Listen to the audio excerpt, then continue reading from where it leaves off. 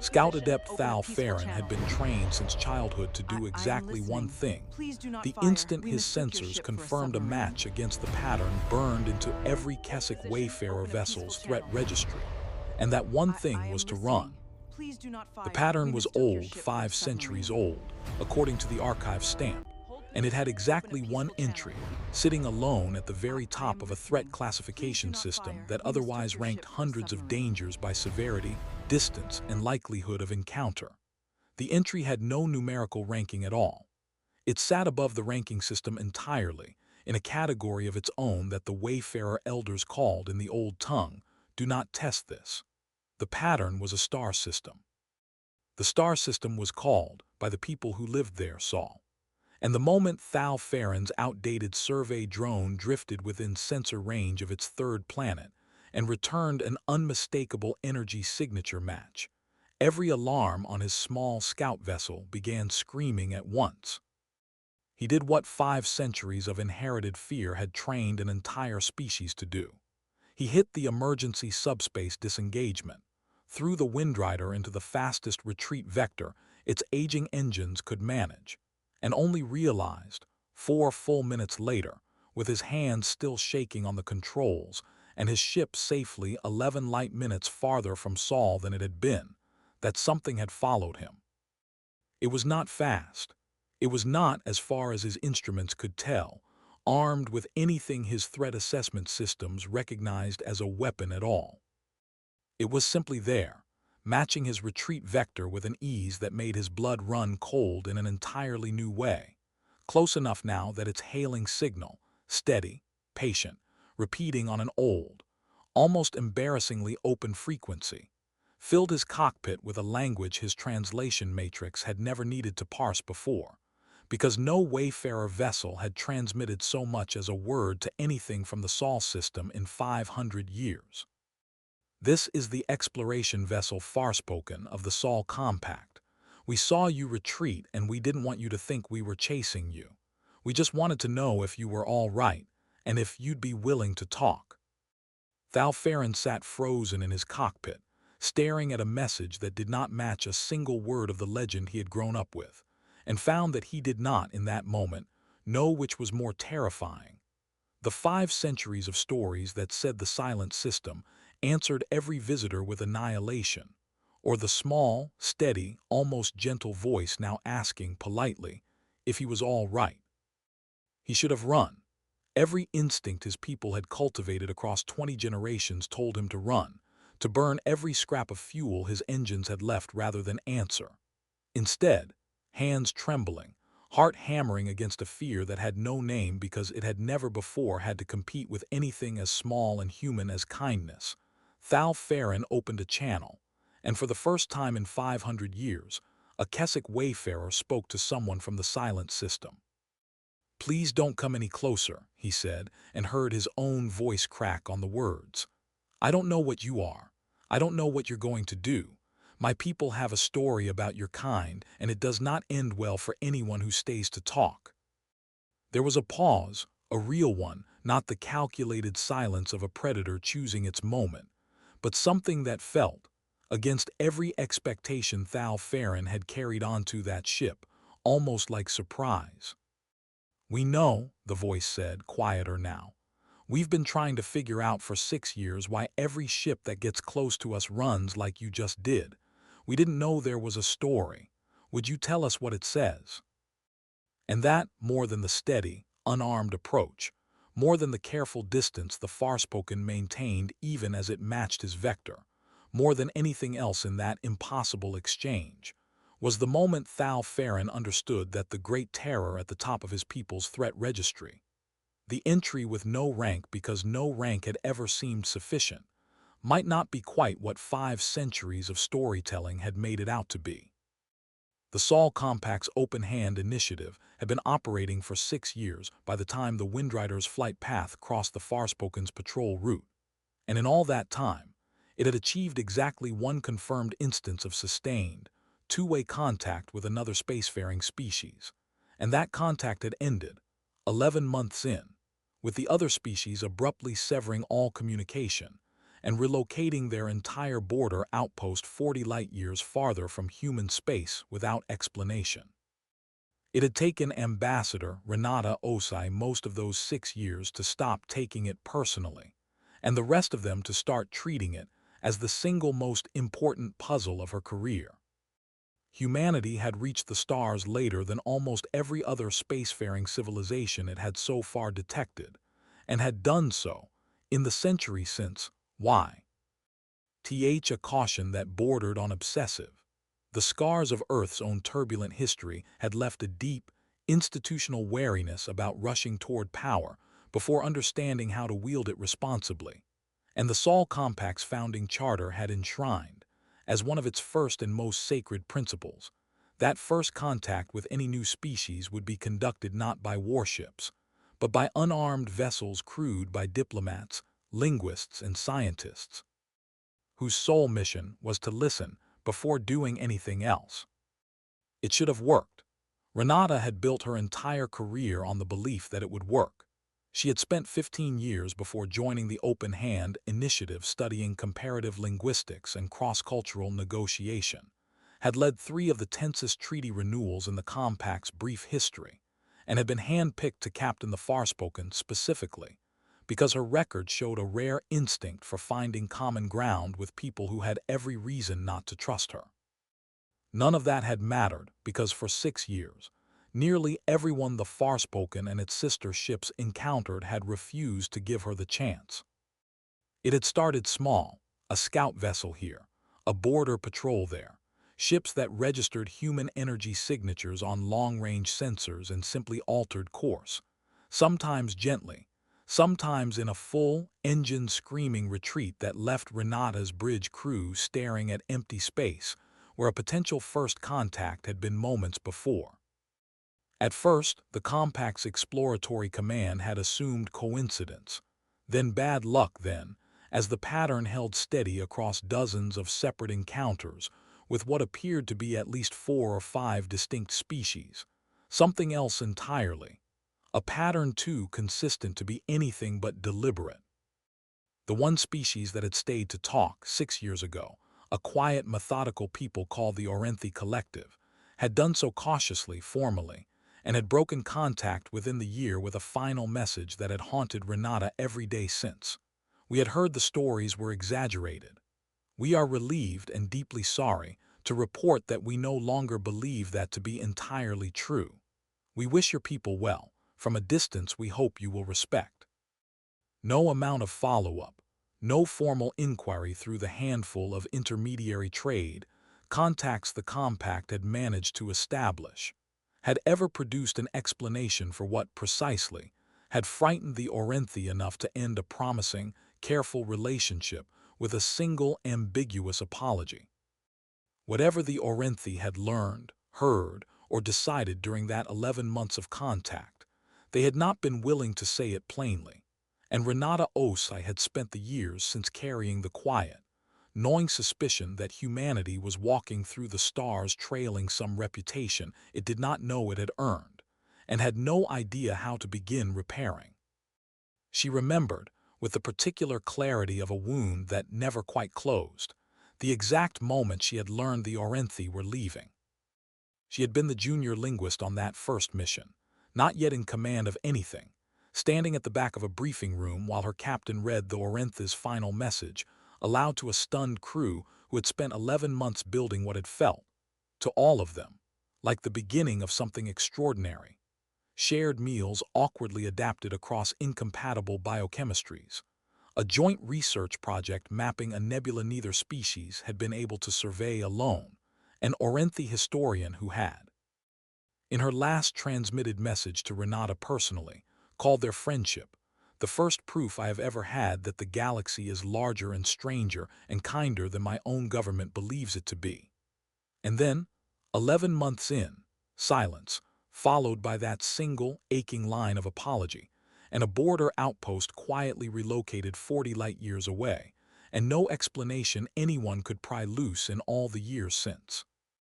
Renata had asked, more than once in the years that followed, whether the Compact should simply let the matter rest, Whether chasing an explanation the Orenthi clearly did not wish to give was its own kind of disrespect, a refusal to accept a boundary another species had drawn. She had nearly convinced herself of it, more than once, in the long, discouraging stretches between failed contacts, when the weight of 6 years without a single lasting relationship among the stars had made her wonder whether the compact's entire cautious, patient approach to first contact was simply wrong for the galaxy it had been born into.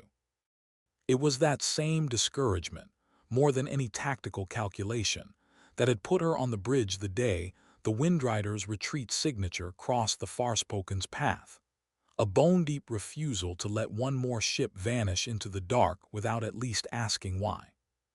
Which was why, when the Farspoken's sensors picked up a small, aging Kessic Wayfarer scout vessel, executing a full emergency retreat the moment it registered.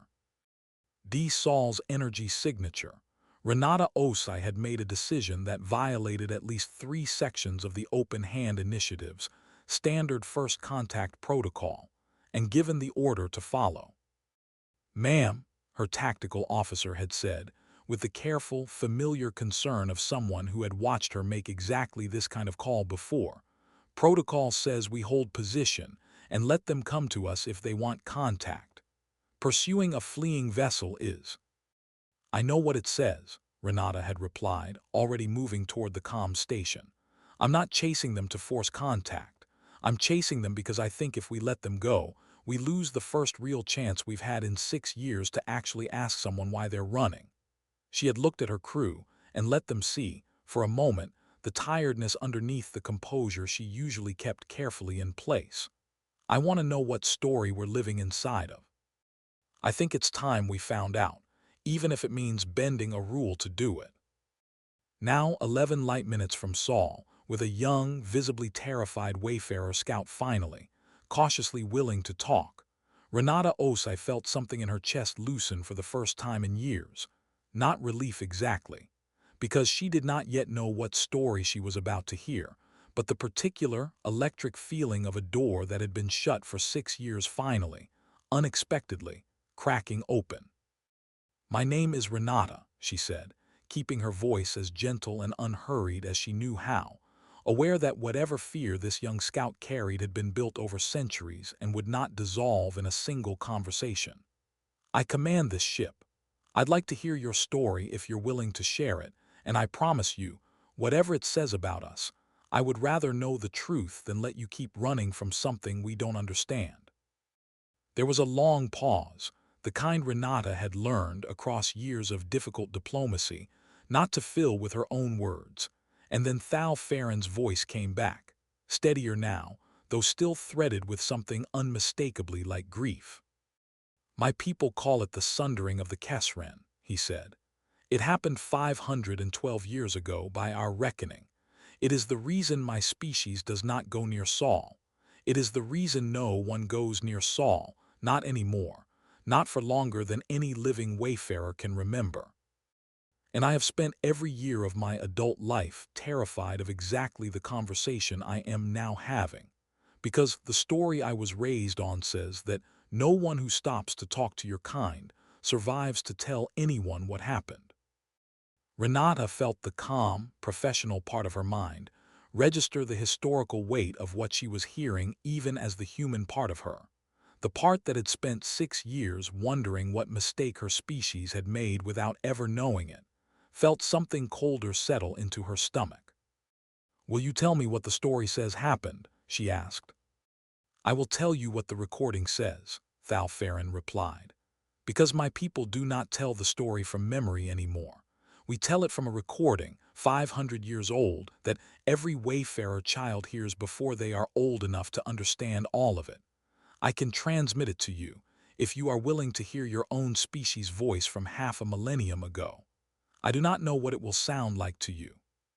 To us, it has always sounded like the last words of people who did not survive what came after." It took Renata Osei the better part of an hour after receiving the recording to work up the nerve to actually play it, and when she finally did, alone in her quarters with the Farspoken's chief linguist and historical archivist standing by in case the ancient audio needed decoding. What came through her speakers was not, as she had half expected, some garbled monster's roar or a scene of violence rendered terrifying by translation.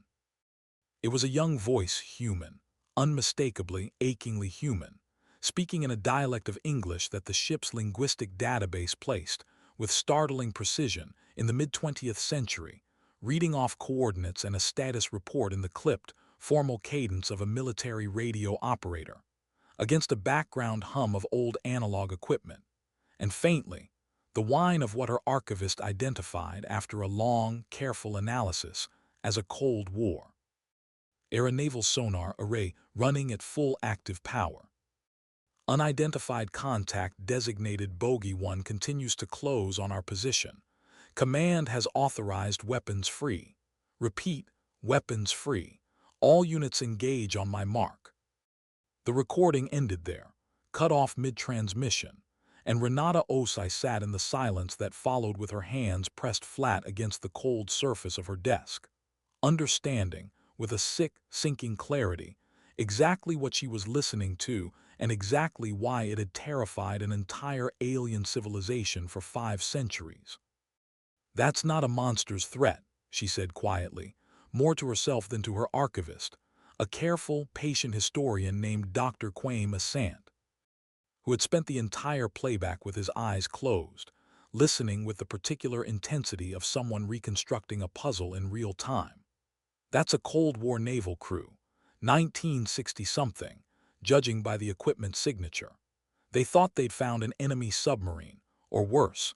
This is exactly the kind of transmission you'd get during a live nuclear tension spike, when everyone on every side was one bad sonar contact away from starting something none of us could take back. Except," Dr. Asante said slowly, opening his eyes, "if the wayfarers have been carrying this recording for 500 years as proof of what our species does to anyone who approaches us, then whatever ship intercepted that transmission wasn't a Soviet submarine at all." Renata felt the shape of the truth arrive a half-second before she let herself say it aloud. "It was them," she said, "or one of their ancestor species. A first contact attempt 500 years ago, right in the middle of the most dangerous, trigger-happy decade of pre-spaceflight human history, and we didn't even know we were making contact. We thought we were fighting each other." The scale of it settled over her slowly, in the quiet of her quarters, 11 light minutes from the very system where it had all begun. Somewhere in the archives of Cold War naval history, records so old and so buried in compact military files that no one had thought to cross-reference it against first contact protocols, because no one had ever imagined first contact might have already happened, decades before humanity even reached its own moon. There was almost certainly a mirror image of this exact recording. A human crew, terrified, believing themselves under attack by an enemy power, opening fire on something they never identified, never understood, and never spoke of again. Because in the chaos and paranoia of that era, an unexplained contact lost at sea was simply one more secret swallowed by a military establishment that had learned, the hard way, to keep its failures quiet. And on the other side of that encounter, a wayfarer vessel, or whatever the Keswick wayfarers' ancestors had called themselves 500 years earlier, had fled a violent, unprovoked assault from a species with no idea it had just made first contact at all, carried its wounds and its dead home across the stars, and left behind a recording that had calcified, across 20 generations of retelling, into the single most terrifying legend an entire civilization possessed. "We didn't just fail to make a good first impression," Renata said quietly. "We nearly killed them, and then we forgot it ever happened, and they've spent 500 years being afraid of a version of us that's frozen in the exact worst moment of our entire history, a moment we've grown past, a moment most of us don't even know occurred." She looked up at Dr. Asante, feeling the full, uncomfortable weight of what came next settle onto her shoulders. "We have to tell them the truth. All of it, even the parts that make us look terrible." "Ambassador," Dr. Asante said carefully, "if this gets back to Compact Command before we've had a chance to control how it's presented, There are people who are going to want this buried. A 500-year-old friendly fire incident that's apparently responsible for turning half the region against us. That's not a footnote. That's a diplomatic catastrophe with our own history attached to it. I know, Renata said, and I'm going to tell them anyway, because the alternative is asking an entire species to keep trusting a version of us we invented for the occasion, instead of the real one, mistakes and all. I don't think that's the kind of first contact this initiative was built to make.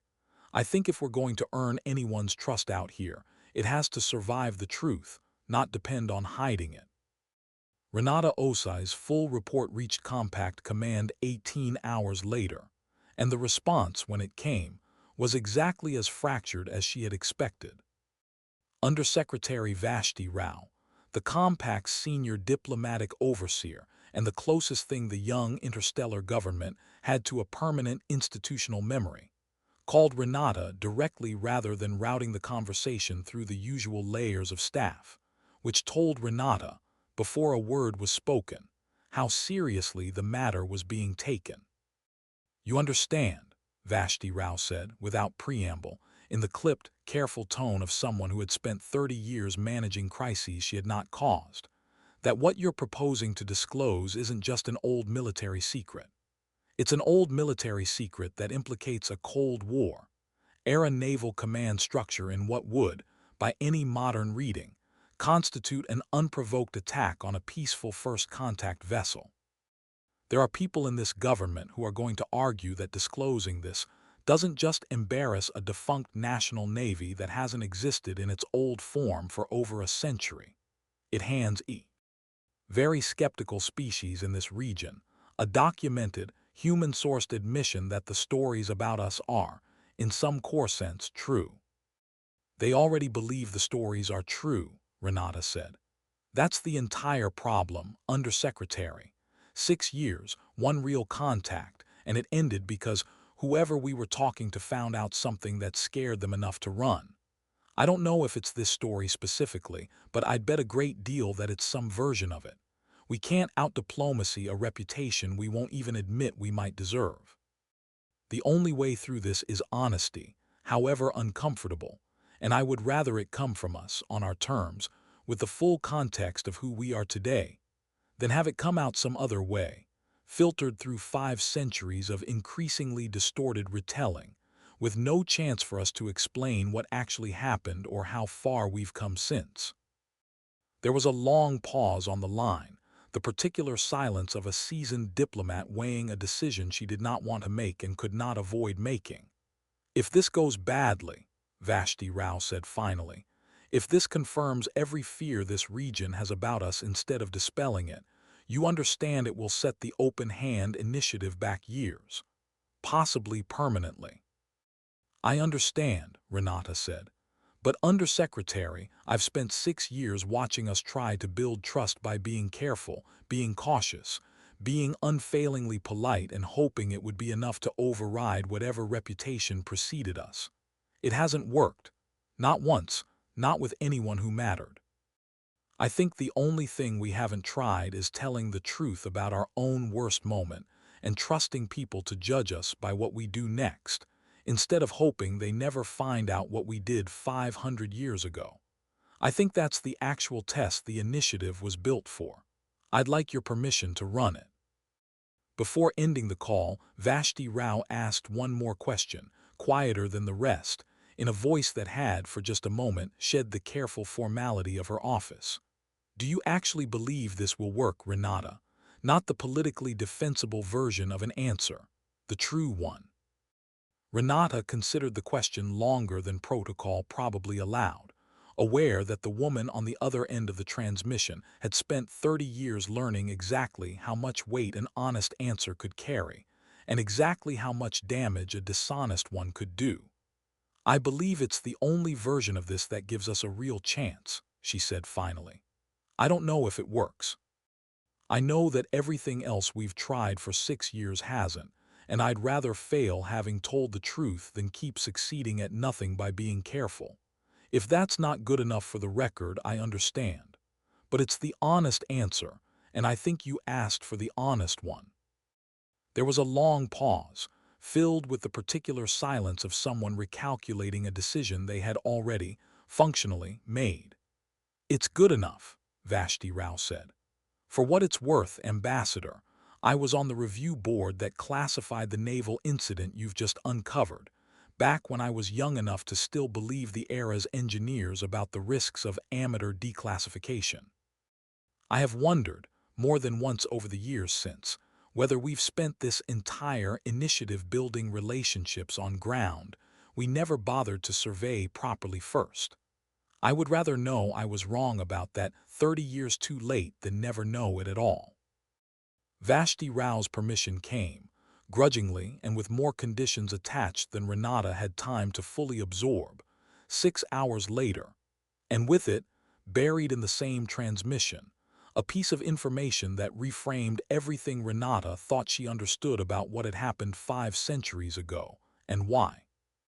The Compact's Naval Historical Archive, once properly searched with the specific date range and geographic coordinates from the Wayfarer recording, had turned up exactly the kind of buried record Renata had suspected might exist. A declassified but long-forgotten incident report from a joint naval exercise in the North Atlantic, dated to the height of a Cold War crisis so tense that historians still debated, a century later, how close the era's two rival superpowers had actually come to catastrophic miscalculation.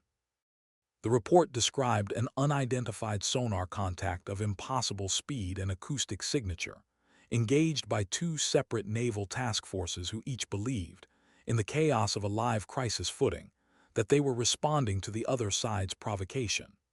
The contact had been fired upon, sustained what the report's clinical language called apparent damage consistent with near-miss depth charge detonation, and vanished from all sensor returns within minutes. The incident had been classified at the highest level available at the time, quietly folded into a long list of Cold War near misses that governments on both sides had, for decades afterward, found it more convenient to forget than to explain. There was no indication, anywhere in the century-old file, that anyone involved had ever suspected they were engaging anything other than an enemy vessel. Humanity's own history had no memory of the day it nearly killed its first alien visitors, because no one who lived through it had ever known that was what happened. Renata carried that report with her when she returned to the small, quiet conference space aboard the Farspoken where Thal Ferrin, who had, in the 2 days since their first contact, cautiously agreed to come aboard for a face-to-face conversation, under conditions so carefully negotiated that Renata suspected he had consulted every surviving elder his people could reach before agreeing, sat waiting, visibly tense. Across a table designed to accommodate a species built along very different lines than her own. He was smaller than she had expected, built low and long with a pale, mottled hide that shifted color faintly in response to what her ship's biologist believed were emotional states, and his eyes, 3 of them, arranged in a shallow triangle across a narrow, alert face, tracked her every movement with the wary precision of someone who had spent his entire life being told, in exquisite detail, exactly how this kind of meeting was supposed to end. "I found the record," Renata said, once the initial careful pleasantries had passed, and decided in the moment that the only honest way forward was the direct one. "On our side. The transmission you sent me, the one your people have been telling for 500 years. I found what happened to the humans who made it, and I want to tell you the whole truth, even the parts that don't make us look good, because I think you deserve that more than you deserve careful diplomacy." Thal Ferrin went very still, his mottled hide shifting to a deep, uneasy gray. "Tell me," he said. So she did. She told him about the Cold War, a term her translation matrix struggled to render meaningfully into his language, until Dr. Assant, sitting quietly at the table's edge, offered an analogy involving 2 great powers locked in decades of mutual mounting fear, each one certain the other intended its destruction, each one building weapons capable of ending the world several times over, in a climate of suspicion so total that a single unexplained contact on a sonar screen could, and very nearly did, tip the balance toward catastrophe. She told him about the naval crews, terrified young sailors on both sides who had spent that particular week believing, with the sincere and total conviction of people trained to expect exactly this outcome, that the war they'd been dreading their entire adult lives had finally, silently begun. She told him that neither crew involved had ever known, then or after, that the contact they engaged had not been a rival submarine at all, that whatever ship his ancestors had sent, 500 years ago, in what Renata now believed had been Saul's very first recorded contact with another spacefaring people, had walked directly into the most paranoid, trigger-happy moment in the entirety of pre-spaceflight human history, through no fault of its own and no malice on humanity's part, and paid for that terrible timing with an attack that humanity itself had never understood as anything other than a false alarm against an enemy that didn't exist. "We didn't know," she said, when the full account was finished, and let the plain, unadorned weight of it sit in the quiet conference room. "We didn't know we'd made contact with anyone at all. We thought we were fighting each other. And by the time we finally reached the stars for real, a century later, that entire incident had been buried so deep in old classified files that no living person remembered it had happened, which meant no one on our side ever had the chance to grieve what we'd done, or apologize for it, or tell your people the truth, because we genuinely did not know there was a truth to tell." She met his three-eyed gaze directly, aware of how much this admission cost, and made herself say the rest of it anyway. "I'm not telling you this to excuse it. What happened to your people's ship was real, and it was terrible, and I understand completely if 500 years of that story is not undone by one conversation. I'm telling you because I think you deserve the truth more than we deserve to look good in front of you, and because I don't think there's any version of trust between our peoples that can be built on us letting you keep believing the version of humanity that fired on your ancestors is the only version that exists." Before I tell you how Thal Ferrin answered, whether 500 years of inherited fear could survive one honest conversation, or whether the truth Renata had just staked her whole career on would only confirm every terrible thing his people had ever believed about her species, I want to ask you something, because I think it's a genuinely hard quest. Ian, if you were in Renata's position, holding evidence that your own species had, 500 years ago, accidentally nearly started a war with the first aliens it ever met, and then buried the whole thing so thoroughly nobody even remembered it happened, would you have told the truth, knowing it might confirm every terrifying story anyone had ever told about you? Or would you have tried to manage the narrative, protect your species' reputation, and let an old mistake stay buried? I'd genuinely like to know where you land on that, so drop it in the comments. And if this story's got you hooked, take a second to hit like and subscribe. It really does help the channel keep making more of these, and we're just getting to the part where it gets complicated. Okay, back to the Farspoken. The silence that followed stretched long enough that Renata began to wonder if she had, despite everything, made a catastrophic misjudgment. And then Thal Ferrin's hide shifted again, gray fading slowly toward something paler, something Dr. Asant would later suggest, after careful cross-referencing with the limited xenobiological data, the compact possessed on Wayfarer physiology, corresponded to a state closer to grief than fear. "My grandmother's grandmother helped preserve that recording," he said quietly. "It was recovered from the survivors of that expedition, 3 out of a crew of 11. They came home wounded and afraid, and utterly certain that whatever they had encountered intended to kill them without provocation or warning, and they told that story to everyone who would listen, for the rest of their lives, because they did not understand what had happened to them any better than your people did. I have spent my whole life believing that recording was proof of a predator's cruelty. I did not know it might instead be proof of two frightened peoples, on the worst day either of them had ever had, mistaking each other for something neither one of them actually was." He was quiet for a long moment, his three eyes tracking something Renata couldn't see, somewhere in the middle distance of the conference room. I do not know what to do with that. I do not know if it changes anything for my people after 500 years, but I believe you. I did not expect to believe you, and I do. You don't have to decide what to do with it today, Renata said gently.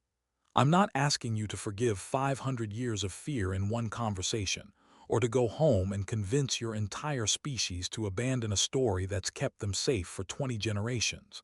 I'm asking you to carry the truth back with you, alongside the old story, and let your people decide for themselves what to do with both.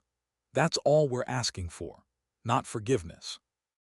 Just the chance to be known accurately, instead of being feared for something we did once, by accident, in the worst decade of our history, and have spent every year since trying to become better than. It was, Renata would reflect later, one of the more uncertain diplomatic gambles of her career, offering the plain, unflattering truth to a frightened young stranger, and trusting him to carry it home honestly, with no guarantee that the story that reached his people's elders would survive the journey intact, or that it would land any differently than 5 centuries of legend already had.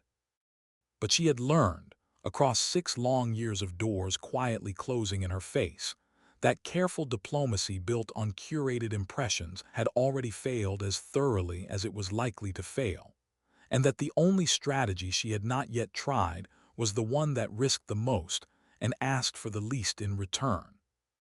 Not everyone aboard the Farspoken agreed with the gamble, and Renata did not pretend otherwise. Her second officer, a sharp, cautious veteran of the Compact's earliest exploratory missions named Commander Marcus Iduwu, pulled her aside the night before Thal Ferrin's departure and said, plainly, what several others on the bridge had only allowed themselves to think. You're handing a wary stranger our single most damaging secret after 4 days of acquaintance, he said. I understand the reasoning. I even think I agree with it mostly.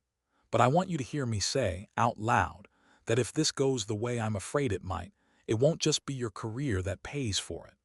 It'll be every human who comes out this far for the next 50 years, walking into rooms already primed to believe the worst possible version of what we just admitted to.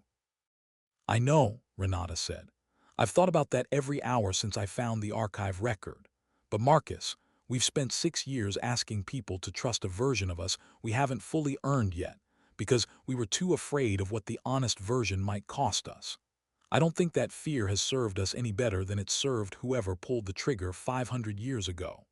At some point, we have to decide whether we're the kind of people who ask others to trust a curated story, or the kind who survive being known completely.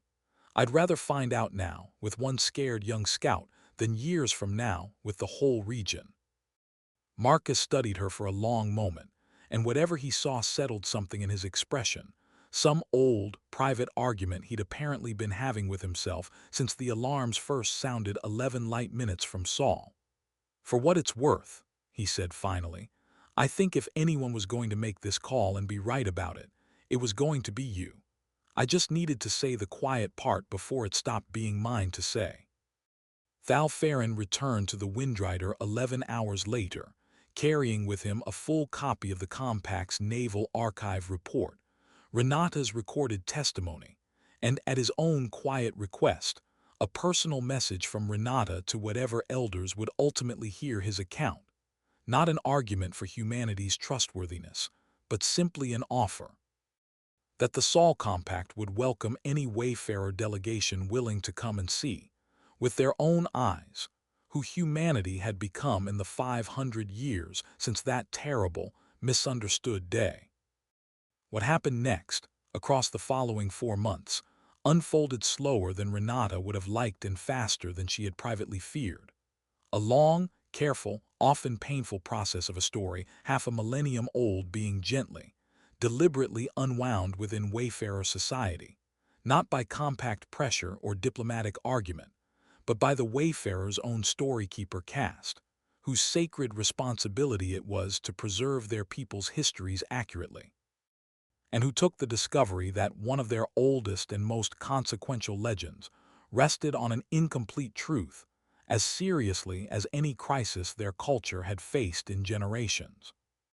It would have been easy, Renata understood, for the Wayfarer elders to reject the new account entirely, to treat a human explanation of a human atrocity as self-serving, convenient, impossible to verify, and dismiss it outright in favor of the version that had protected their people for 20 generations.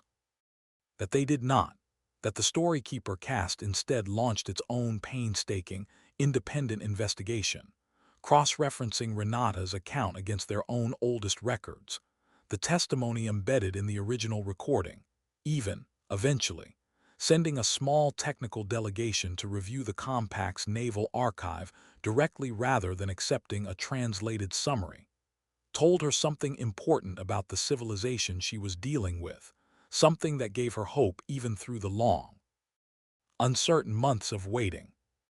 The investigation was not, Renata learned from Thal Ferrin's increasingly candid updates, a unanimous or a comfortable process. The eldest of the three Storykeeper speakers overseeing the review, a Wayfarer elder named Vess Oren who had, by Thal's careful account, personally recited the sundering to more than 400 initiates over the course of her long life, resisted the new account with a stubbornness that took even her fellow speakers by surprise.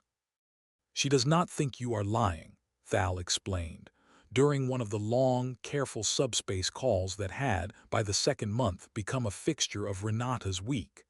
"She thinks it does not matter whether you are lying. She says a story that has kept our people alive for 20 generations does not owe its accuracy to the comfort of the species it warns against, and that softening it now, however true the softening might be, risks teaching the next generation to lower their guard around something that once nearly ended an expedition. She is not cruel, Renata. She is afraid, in the particular way that people who have spent their whole lives being careful are afraid of anything that asks them to be less careful." "What do you think?" Renata asked. "I think," Thal said slowly, "that Elder Oren has spent her life protecting my people from a danger she has never had to reconcile with a face. I have. I sat across a table from you. I do not think that makes me foolish or makes her wise. I think it only means we are afraid of different things now, and that the truth is going to have to be strong enough to survive both of our fears before it can become anything my people actually agree to carry forward." The disagreement did not resolve quickly, and Renata, watching from a distance she had no right to close, found herself grateful, in an odd way, that it did not. A civilization that changed its oldest, most sacred warning overnight, on the word of a single ambassador from the very species that warning existed to guard against, would have told her something far more troubling about the Wayfarers than their caution ever had. It was the slow, argued, unglamorous work of Elder Oren's resistance, the demand for corroboration, the insistence on sending Wayfarer technicians to verify the naval archive with their own instruments rather than trusting a translated summary, the long, careful sessions in which survivors dance were asked to weigh a new account against the only truth their families had ever known, that eventually produced something sturdier than a quick, grateful reconciliation could have. A verdict the Wayfarers had genuinely earned, rather than one handed to them by a species eager to be forgiven. The Wayfarers, it turned out, valued truth over comfort in a way that mirrored, more closely than she would have expected, the very principle she had gambled her career on.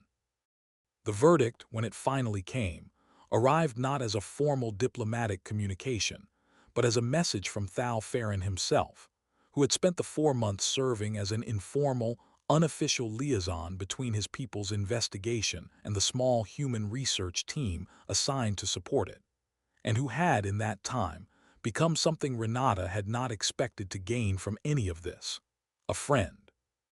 "The Storykeepers have ruled," his message read, translated with a formality that could not entirely disguise the warmth underneath it. "The sundering of the Kesren will remain part of our history. It happened, our people suffered for it, and no new context erases that grief. But the story will be retold, from this generation forward, with the fuller truth attached, that it was a tragedy born of mutual fear and terrible timing, not an act of predatory cruelty, and that the species responsible has spent 500 years becoming something other than what that single terrible day suggested it might be. My grandmother's grandmother's account will stand beside your naval archive, both true, both necessary, so that no future wayfarer child grows up believing only half of what happened to their ancestors. I do not know if this changes how quickly my people will be willing to approach your worlds. 500 years of caution does not unwind in one season, but it is no longer fear alone that we will be teaching. It is also now the truth that fear was never the whole story, and I think, Renata, that matters more than either of us can yet measure. It mattered more than either of them could measure, as it turned out, in ways that became clear only 3 months later, when the crisis at the Threnholt Convergence gave humanity its first real chance to prove, not in words but in action, exactly what kind of species it had become since the worst day of its history. The Threnholt Convergence was, by the time Renata Osei's small diplomatic convoy received an unprecedented invitation to attend, the largest neutral trade hub in the region. A vast, ancient orbital structure maintained jointly by a dozen species under a centuries-old charter of strict neutrality, where representatives of civilizations who might never otherwise speak directly could meet, trade, and negotiate under carefully guarded terms of mutual safety. Humanity had never been invited before. No human vessel had ever been granted docking clearance. The invitation, when it finally arrived, carried Thal Ferrin's personal endorsement and the cautious, provisional support of 3 wayfarer elder speakers who had, over the preceding months, become quietly convinced that whatever the Sol Compact had once been, it deserved, at minimum, the chance to be seen as it was now. It should have been a triumph, the culmination of everything Renata had worked toward since that first, desperate chase across 11 light minutes of open space. Instead, less than 6 hours after the Farspoken docked at Threnholt, it became something far more consequential and far more dangerous. The alarm came without warning, in the deep, structural groan of a station built across 5 centuries by a dozen different engineering traditions, never quite as seamlessly integrated as its charter's careful diplomacy implied. A catastrophic containment failure in one of the Convergence's oldest sections. A decaying reactor core installed by a species that had left the Alliance generations ago, and whose maintenance protocols no current member fully understood. Now failing in a way that threatened not just that section, but the structural integrity of the entire station, with over 4,000 beings from more than a dozen species aboard. Renata Osei was in a diplomatic reception hall 3 sections away when the alarms began, and made the decision that would define humanity's reputation across the region for the rest of her lifetime in the span of about 4 seconds. "Every human vessel docked at this station," she said into the Farspoken's open emergency channel, cutting across a dozen simultaneous, panicked transmissions in languages her translator was struggling to keep pace with. "Converge on Section 9. We have engineering teams and medical staff.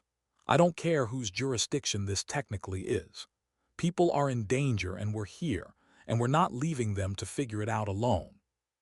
What followed was 4 hours of exactly the kind of unglamorous, exhausting, unromantic work that never made it into any legend.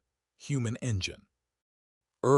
Working alongside Korathi structural specialists and a terrified handful of the station's own aging maintenance staff, manually rerouting failing containment fields with equipment never designed to interface with human technology, improvising solutions with the same stubborn, scrappy resourcefulness that had once rebuilt an entire civilization from nothing in the dark. Human medical teams moving through evacuation corridors treating injuries across a dozen different physiologies, with textbooks their xenomedicine department had compiled in 6 frantic years of first contact, doing their best with imperfect knowledge and refusing, again and again, to leave anyone behind because their biology was unfamiliar or their language barely translatable. Renata spent most of those 4 hours in the station's cramped, overheated command annex, coordinating 3 separate rescue teams across a comm net choked with a dozen overlapping languages. And it was there, somewhere in the second hour, that she found herself working shoulder to shoulder with a station engineer named Pras Keldoran, a member of a reclusive, deeply cautious species called the Ithranai who had, until that morning, never spoken a single word directly to a human being in the entire history of their people's contact with the wider galaxy. Pras Keldoran's people had, in fact, been among the most emphatic supporters of Threnholt's long-standing policy of denying human vessels docking rights at all, and it was not lost on Renata, even amid the chaos, that the first sustained conversation she would ever have with one of them was happening, because a reactor core was failing beneath both their feet and neither of them had time left to be careful about who they trusted. "Your projections are wrong," Pras said, sliding a data schematic across the annex table with hands that trembled faintly from something that might have been fear or might simply have been the effort of holding a station together with equipment 50 years past its recommended service life. "The containment field will not hold the pattern your engineers are proposing. The load distribution assumes a symmetry this section was never built with." "Show me," Renata said, and did not waste time asking why a species that had spent years refusing to speak to her was suddenly speaking to her now, because there would be time for that question later, if there was a later at all. They worked the remaining 2 hours side by side. Pras's intimate, decades-deep knowledge of the station's failing architecture married to the blunt, improvisational confidence of a compact engineering team that had spent its whole short history solving problems with less time and worse equipment than anyone would have chosen. And when the containment field finally, shudderingly stabilized, Pras Keldoran sat back against the annex wall, breathing hard, and looked at Renata with an expression she had no framework yet to fully read. "I have spent 40 years believing your people were something my elders warned us never to test," Pras said quietly. "I do not know what to do with the fact that the thing I tested today was patience, and it held." "Neither do I honestly," Renata admitted, and found, despite the exhaustion and the ringing in her ears from 4 hours of alarms, that she meant it as something like a joke, and that Pras Keldoran, after a startled pause, made a low, rasping sound that her translator rendered tentatively as laughter. No one asked, in those 4 hours, what species anyone was. No one hesitated to pull a stranger free of a collapsing corridor because 500 years ago, on the worst day of an entirely different crisis, a frightened human crew had made a terrible mistake 3 light-years from Earth. They simply worked, exhausted and afraid and utterly focused, until the reactor core was stabilized, the evacuation was complete, and the death toll, which every preliminary assessment had projected in the hundreds, came in instead at 11. 11 more than anyone wanted, but a fraction of what the station's own emergency projections had warned was likely, before a small, uninvited fleet of human vessels had simply shown up and refused to stand back. By the time the final evacuation count was confirmed, and the station's own emergency council began the grim, careful work of accounting for what had been lost, word of the human response had already begun moving through Threnholt's crowded corridors in the particular, unstoppable way that stories move through a place where thousands of frightened people have just survived something together. Renata heard fragments of it secondhand over the following hours, a Korathi structural team praising the improvisational speed of the human engineers who'd worked beside them without once asking for jurisdiction or credit. A group of stranded traders from a species she did not yet know the name of, describing, to anyone who would listen, how a Huma, an medical officer had stayed behind in a failing corridor to carry out an elderly being whose species her own database had no entry for at all, working by guesswork and gentleness, because there had been no time for anything else. None of it had been done for the story. Renata was certain of that, watching her exhausted crew straggle back toward the Farspoken's berth in the following hours, soot-streaked and swaying on their feet, already trading the particular, dark, relieved humor of people who had spent a crisis doing the only thing that had seemed to matter, and were only now realizing how frightened they'd actually been. But she understood, even then, that the story would travel regardless, that some accounts simply outrun their tellers, and that this one, for the first time in 6 long years, might finally be running in a direction that served the truth instead of distorting it. Thal Ferrin found Renata Osei 6 hours later, sitting alone in a quiet, damaged section of the station's lower ring, still in the same soot-streaked uniform she'd been wearing when the alarms first sounded, staring out through a cracked viewport at the slow, patient turning of stars that had, until recently, belonged to a story she'd spent her whole career trying to rewrite. "You did not have to do that," he said, settling carefully beside her, his mottled hide shifting through a slow cascade of colors Renata had, over the preceding months, learned to read as something between awe and quiet, complicated grief. "This was not your station, not your crisis, by any charter's technical obligation. Every species aboard would have understood if the newest, least trusted delegation in the region had simply protected its own people and left the rest to the Convergence's own emergency protocols." "I know," Renata said, too tired for careful diplomacy, too raw from the last 6 hours to offer anything but the plain truth. "But I keep thinking about that recording, about 2 frightened crews 500 years ago, each one so certain the other intended harm that neither of them stopped to ask if there was any other explanation. I think that's the whole story of why everyone's been afraid of us, Thal. Not because we're monsters. Because once, a very long time ago, on the worst day either species had ever had, we let fear answer a question that only curiosity and patience could have actually solved. I didn't want today to be another version of that story. I wanted, just once, for the answer to be, we saw you were in trouble and we stayed." Thal Ferrin was quiet for a long moment, his 3 eyes tracking the same slow field of stars Renata had been watching. "I think," he said finally, "that the story my people will tell about today will travel a great deal faster than the story about the Sundering ever did. Fear is loud, Renata, and it carries far because it feels urgent, feels necessary to repeat. But I have watched, these past months, how quickly a different kind of story can also travel, once people are given a reason to want to believe it. I think, by tomorrow, every delegation on this station will have heard exactly what your people did today. And I think this time, the story that reaches the rest of the region will not be one that tells them to run." He was right, though it would take longer than a single day for the full shape of it to become clear.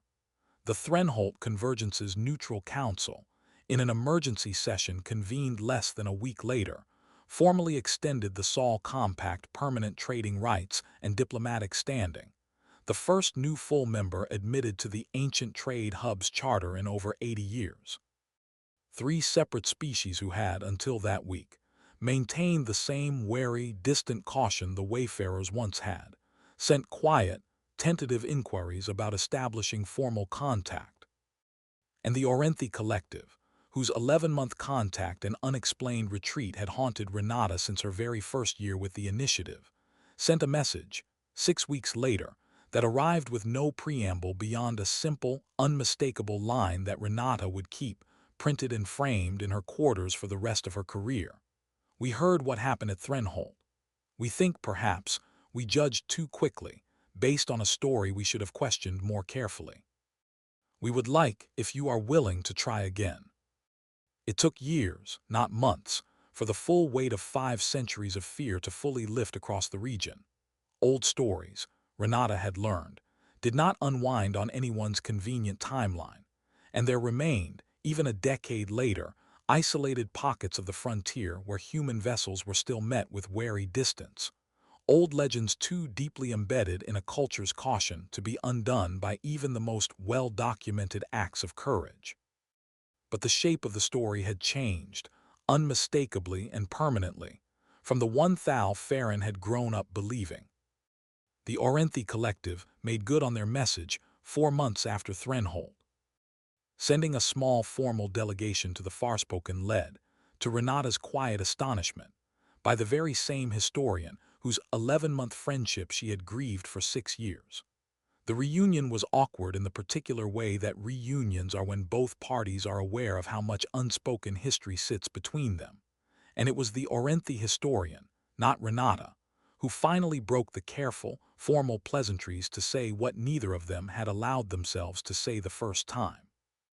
We left because our government received an intelligence report during our 11th month of contact, she admitted, referencing an old, unverified account of a violent encounter with your species, centuries past, fragments of the very story you have since traced to its true origin.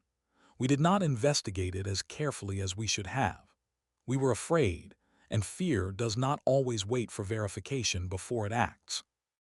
I have regretted that haste for 6 years, Renata, more than I have regretted almost anything else in my life. I am sorry it took someone else's courage and someone else's crisis to bring us back to a conversation we should never have ended. You're here now, Renata said, and found that 6 years of quiet grief dissolved in that moment into something closer to relief than she had expected to feel. That's what I've learned matters most out here. Not who was careful enough or foolish enough at the very beginning, just who's willing to come back and try again once they know better.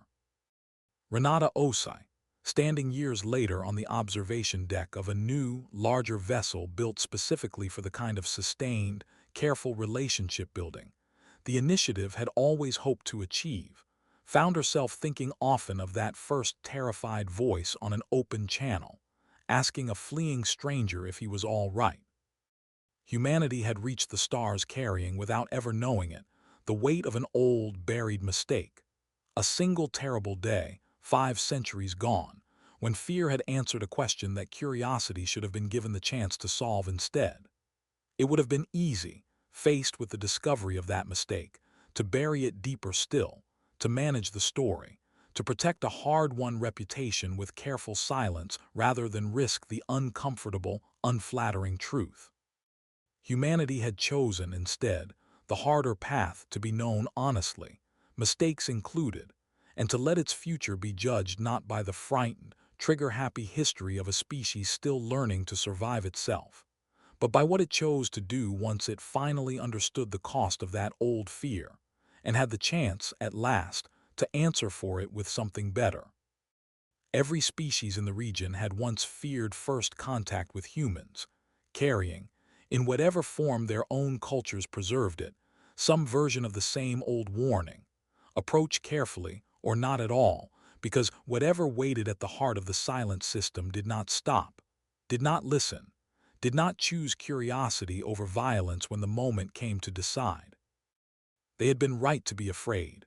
Once, Renata Osei never let herself forget that, never let the region's slow, hard-won trust curdle into the comfortable myth that the old fear had been baseless from the start.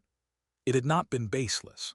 It had been born from a real, terrible day, and it had taken 500 years and one small, terrified scout brave enough to answer a hail he'd been trained his whole life to run from, before anyone had the chance to learn the rest of the story.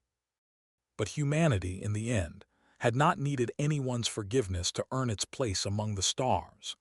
It had needed only the courage to tell the truth about who it had once been, and the patience to prove, one difficult conversation and one long, exhausting rescue at a time, exactly who it had chosen to become instead.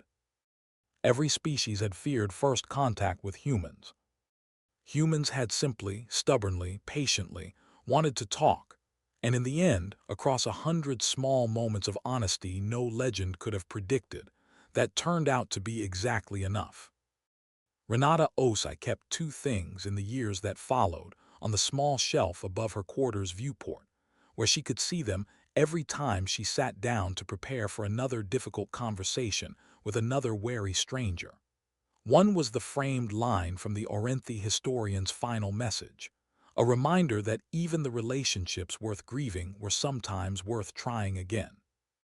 The other was a small, unremarkable data chip containing the full, unedited recording of a young naval radio operator, 5 centuries dead, reading off coordinates into the dark on the worst night of his life.